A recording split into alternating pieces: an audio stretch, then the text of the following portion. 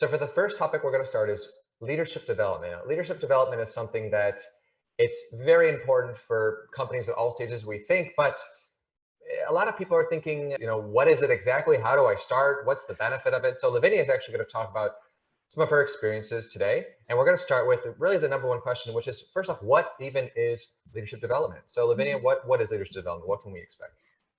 Yeah, you're starting with the hard questions. Yeah. So if I were to summarize, I think leadership development is the collective efforts of everyone in the organization to grow people managers with the purpose of growing the business and retaining people. And this is very, very complex. So I will try to take everything step by step.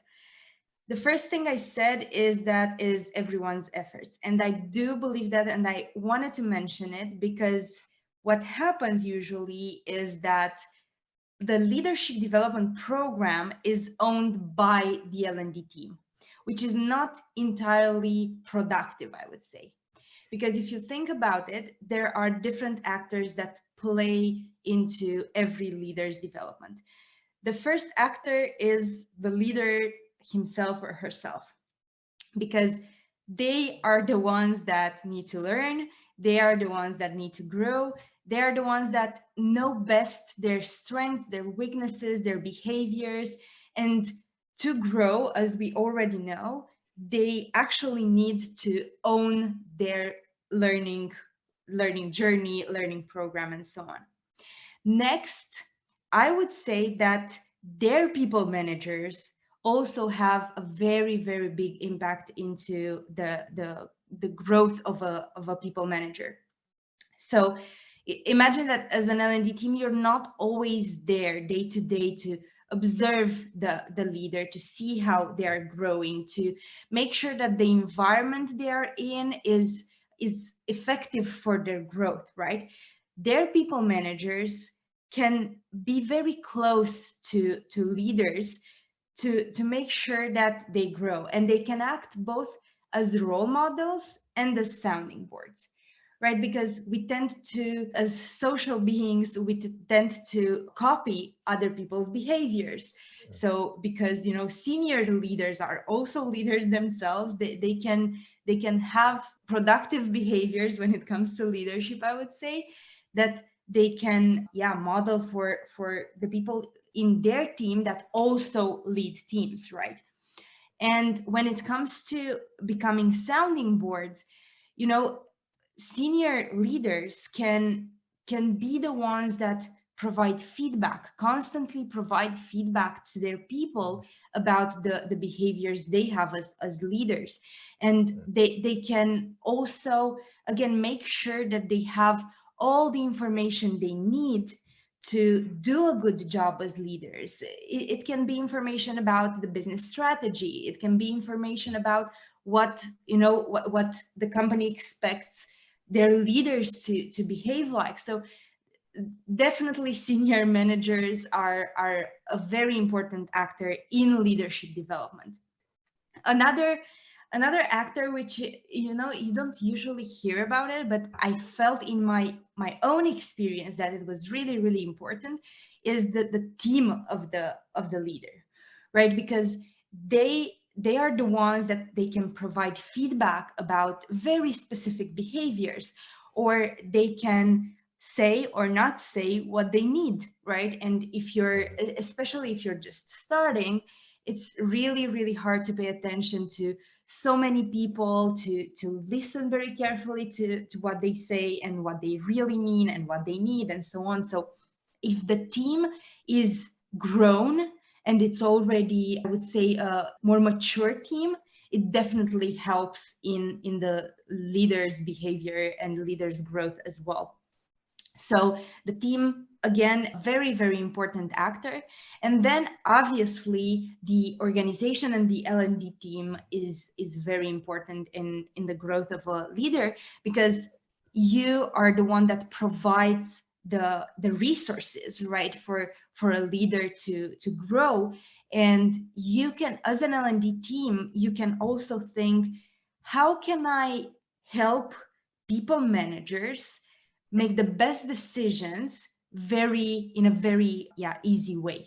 So they don't have barriers and they don't think much about, oh, but what does a good decision look like when I'm a leader?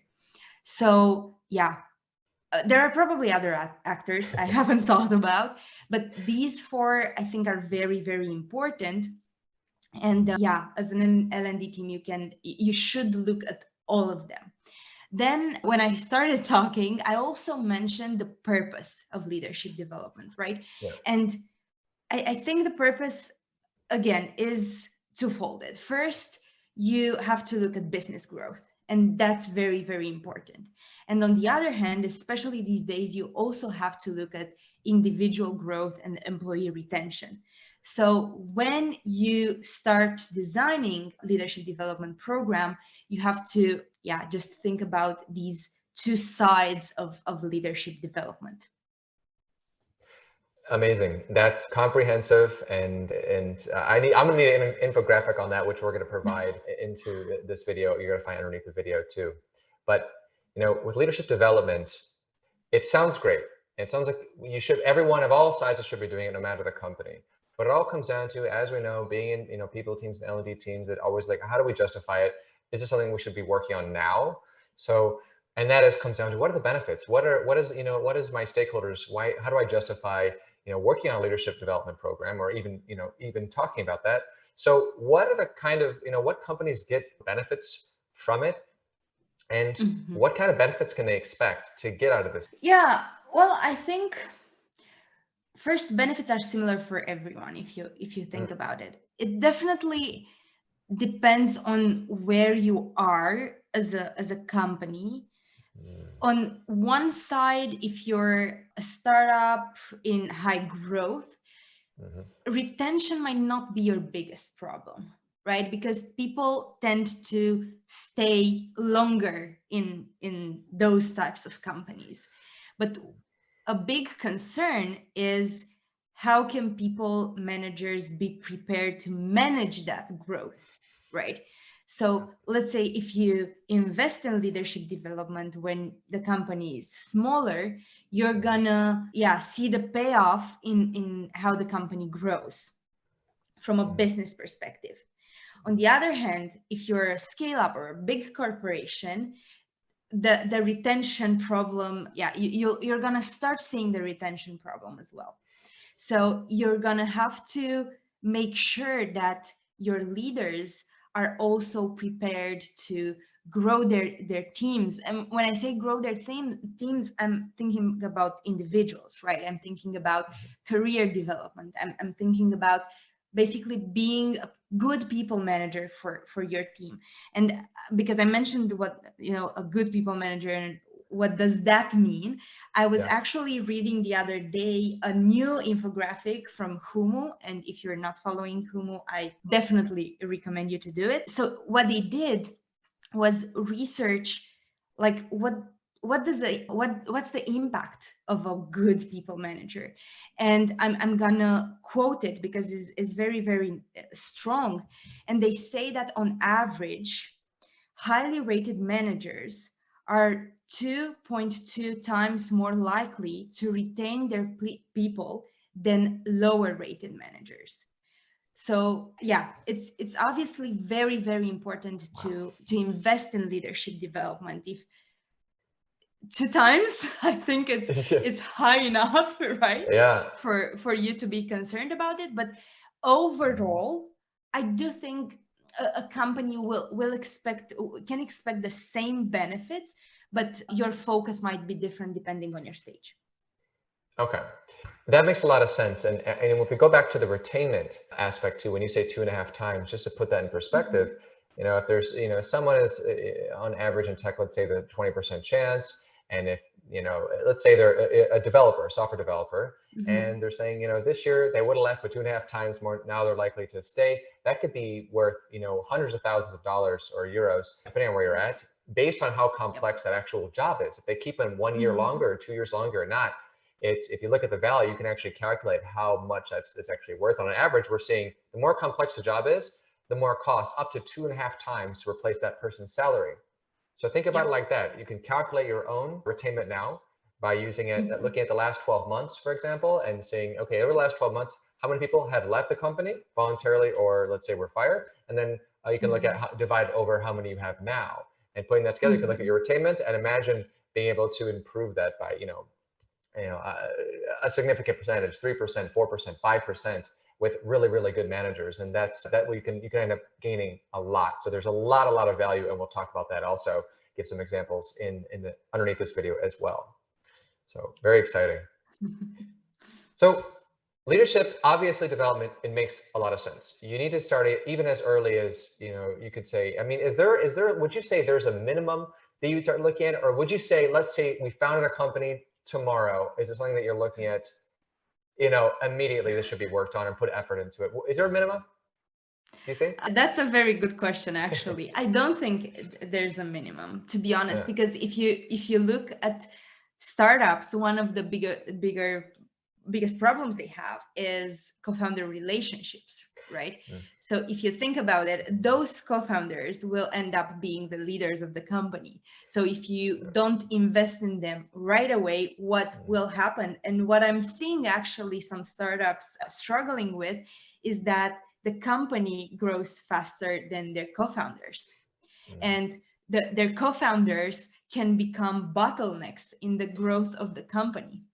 So I would say that there's no, I don't know, a number of employees you need to have to start investing in leadership development. Obviously, the resources you're gonna use, the I don't know, the amount of budget you're gonna use will depend on where you are. But if I mm, were to, yeah, I don't know, if I were to be a consultant for a startup, I would say get a coach, right? Even mm, that's a way mm. of growing your leaders. So yeah, I think as early as possible, earlier than you think you would need it. Yeah, and that's a hard one to get to when you're in that founding situation, or you're one of those early like leaders where like you're starting and it's exciting, it's all technical, it's product market fit, and then you're like, oh my Mhm. gosh, now I'm managing a company of 50, 100. I have different leadership skills that now I need to have. Maybe I didn't have before, and now are super critical. So we should get on that now, right? Yep, And that's where yep, the people team with the HR team can really help push founders or their seniors in that direction, which is fantastic. yep. Oh, excellent. So then, you know, it makes sense to start as soon as we can. We already have a business case, or at least the startings of a business case behind it. We understand this is something we want to do quickly. So how would a team start in a leadership development program? Just at the beginning, let's say they wanted to start, tomorrow, you're thinking about it. How would you go about starting a leadership development program at your company? Where would you start, Lavinia? I would ask a lot of questions and Yeah. to a lot of people, to be honest. Like, Mm, I think research is the first part in any project you're doing, no matter where you are, if you're in marketing, if you're in product, if you're in technology, if you're an L&D professional, right? So I would start with that, and I would ask like the initial questions of a project. And the first one I think is probably the most important one, and it's why. Why are we doing this? mm, What would we like to see at the end of our initiatives, or as our initiatives go? What do we want to improve, right? So once you have that, then you can go into other types of research. I'm a big fan because you mentioned off it. I do a lot of research externally, right? So I mhm, look at what others are doing, or at what research papers are out there talking about the behaviors of good leaders. And I think that's very, very strong to inform your gut, right, about what will you need to develop in your leaders. I don't think it's mandatory, but I think it can be a very impactful addition to your research process. And just because I always recommend resources, I can tell everyone who's listening that there is research out there, and you can go to Google's research. They looked at, yeah, the behaviors of good leaders. There's research from Humu. So again, you can see what others have been doing as well. And once you have those two answers, you can start to brainstorm and prioritize the solutions or the initiatives you will think about. And you will have to think, obviously, in terms of, actually, people always think in terms of skills and behaviors. I've seen L&D teams doing that, but they don't often think in terms of behaviors and habits, right? Because at the end of the day, what you see out of the skills and knowledge a leader has is their behaviors and habits. And you really have to think which behaviors, habits, skills, knowledge, and so on your leaders should have, and then think about, yeah, the way in which you will develop all the characteristics I've mentioned priorly. So once you do that, what I would recommend people doing is not jumping into the most common ways of doing things in L&D. Let's say I'm not a big fan of training, for example. Like, I wouldn't jump into thinking about the sequence of training sessions I would run for my leaders.